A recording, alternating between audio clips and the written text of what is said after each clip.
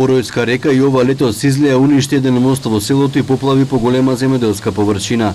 По вчерашните поройни дождови на шара нивото на реката се зголеми и со себе носеше земја и камења кои се спуштија на целото порој. Попладнево градежна механизација го расчистуваше коридорот на реката, активности со кои според местната заедница нема да се реши проблемот, се додека не се изградат каскадни системи на реката во незиниот горен тек. Секогаш се работи нешто само на прочистување само на самиот мост доле на главниот пат, да се инвестира нешто, да се направи нешто и више да немамо секоја година ние со страх нашите граѓани живеат тука у порој. Треба да се прави горе, најмање 4 каскада, на различно место што е. Од вчерашното излевање на Поројска река не се знае колкава е штетата на земјоделската површина. До нивите на мештаните се уште нема приод. Предпоставува дека им уништено голем дел од засаденото. Не се надеваат на помош, затоа што за ланската штета земјоделците добиле само 10% од парите наменети за обештетување. Од тогаш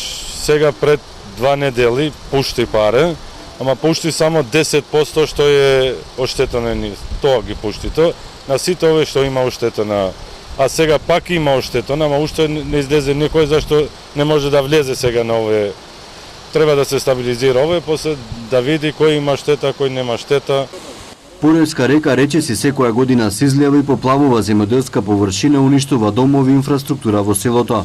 Минатото лето граначалничката на Титово Теута Арифи заедно со премиерот Зоран Заев и владени представници го посетија селото. Ветија решавање на долгогодишниот проблем со изградба на каскадни брани во горниот тек на реката. Истакна дека градежните работи ќе започнат оваа година, но на терен за сега нема никакви активности. Мештаните како и вчера после секој дожд и понатаму превентивно ќе мора да излегуваат од своите домови и да ја следат состојбата на реката, која властите се уште не ја ставаат под контрола.